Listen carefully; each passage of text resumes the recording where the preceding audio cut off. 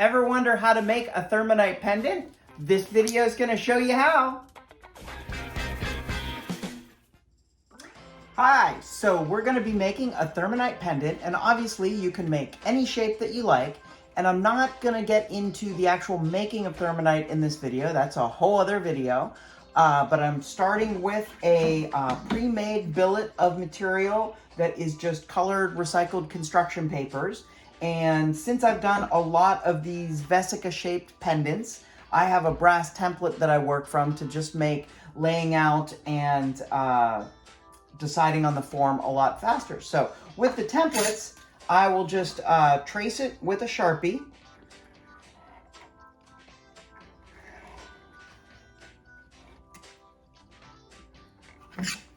And then just get to sawing. So really, any jeweler saw frame will work fine on this. Any woodworking tools, a coping saw, a scroll saw, a band saw, all of those work great on the material. So if you have access to those, you could certainly do that. But just going with a heavier duty jeweler saw blade will work fine as well. So use the heaviest blade you got. I tend to use either 6s or 8s, which is really heavy for regular metalworking, but it'll work just fine on this.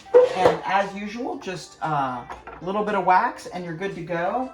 If you were doing a lot of sawing, I would use a dust mask, but for the sake of the video and everything, I'm worried that you might not hear me as well if I have a dust mask on. So just imagine I'm using that dust mask, and we'll just get to sawing. So since it is thicker material, you do need to be patient.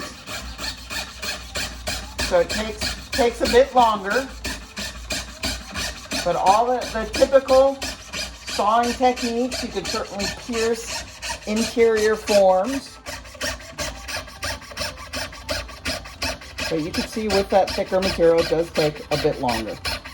So just be patient.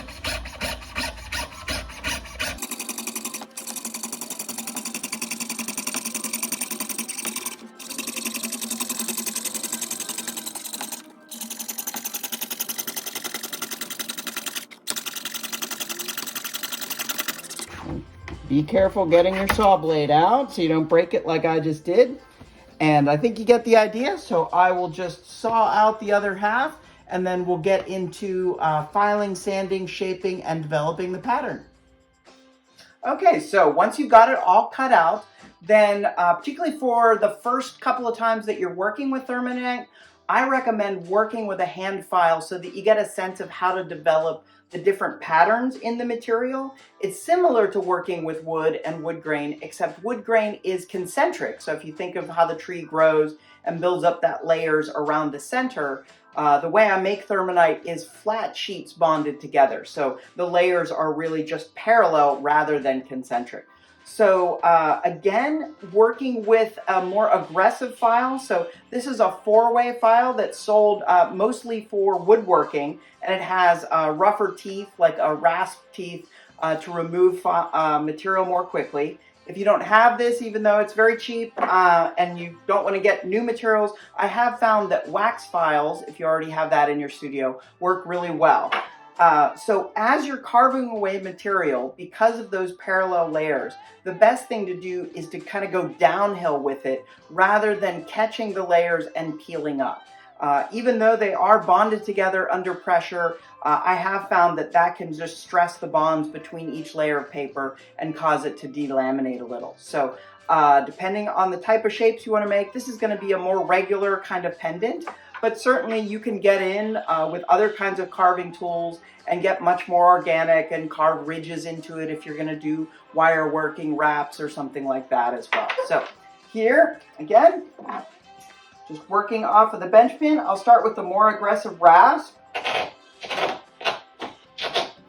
And then depending on how that's going, you can flip around and start just slowly carving through the layers and get a sense of, as you reveal each layer of paper, what kind of pattern you might want to develop for your piece. Now, if you do have power equipment, and particularly if you have woodworking equipment, you can certainly use that, and that'll make the job go a lot faster. But in workshops when I'm teaching in person, I've found that it's nice just to kind of slow down a little bit and get to know the material and see how you want to work with the material and the kind of patterns that you want to develop. So you don't need to sit here and watch me file away for a while. So I'll just make some progress and we'll move on to the next step.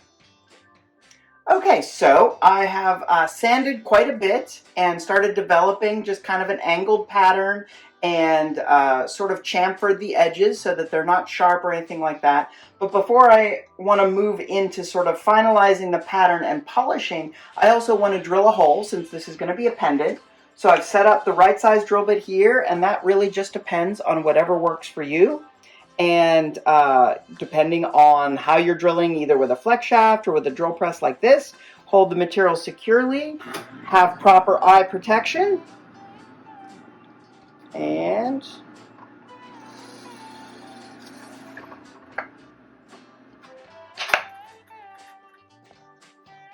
there we go. Okay, so something I've found that works best for me in developing the pattern, certainly you can go by hand with files, flex shaft tools, things like that, is this, Rio Grande sells this wheel. They call it a deburring wheel, but it's basically just a more aggressive rubberized adhesive, or rubberized abrasive.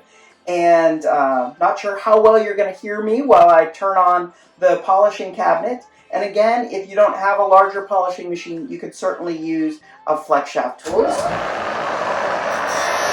I found that this takes out any of the rougher marks from the more aggressive filing or sanding.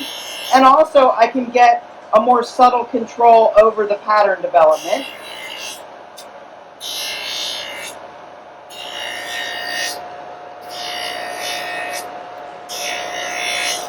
And again, if you're doing this for any significant amount of time, I would certainly have a dust mask on, but I'm not sure how well you'd be able to hear me then. And I do make sure to sand down the edges and not neglect that. Just removing all of the rougher marks from any filing or sanding. And just developing what kind of pattern through the different layers of paper reveal themselves. I think it looks like different kind of layered, different kinds of stones. A lot of people, it reminds them of Fordite, that layered automotive lacquer. So once I have kind of an interesting pattern that I've developed, I can jump from this because of the softer nature of Thurmanite as opposed to metal. And I can jump right over to a buff with bobbing compound. Now I keep all of my buffs separate, so I'm not using anything except Thurmanite on this buff, but this is just for bobbing. I'll charge the buff, and if you're not familiar with using these rotary tools, again, you don't want to go into it aggressively. You want to come in passively in that quadrant between, if you think of a clock face, like 3 and 6 o'clock. And this will really start bringing out the colors.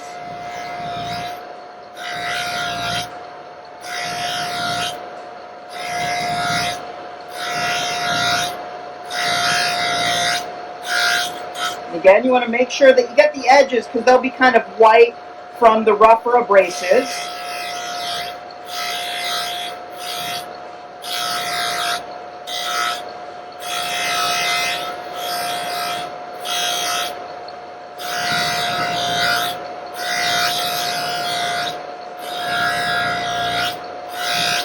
You can recharge the buff if necessary.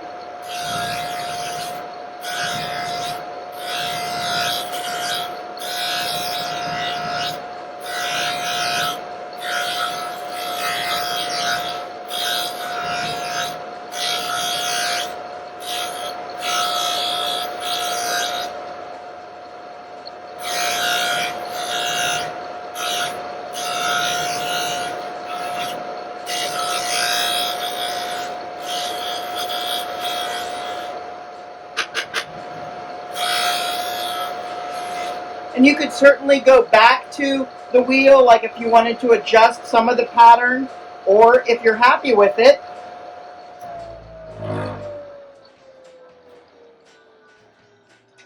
It's really up to you to decide when you're sort of finished with it. You could certainly polish it further. The next step would be white diamond. I actually usually leave it at the bobbing stage because I find when it gets too shiny, you don't see the patterns from the paper quite as well. And a lot of people ask me about sealing or protecting the material. And since it's just layered paper fully impregnated with resin, you don't really have to seal it with anything. But finishing is a very kind of personal aesthetic choice. So you could certainly go over and finish it in any way that you would finish a hardwood with lacquers or waxes or something like that. But I usually don't find it necessary. So I hope that this has been informative and that you play around with Thurmanite on your own. And I'd love to see how your results go. If you enjoyed this video, please be sure to hit that subscribe button so that you can hear from me when I post future videos. Thanks for stopping by.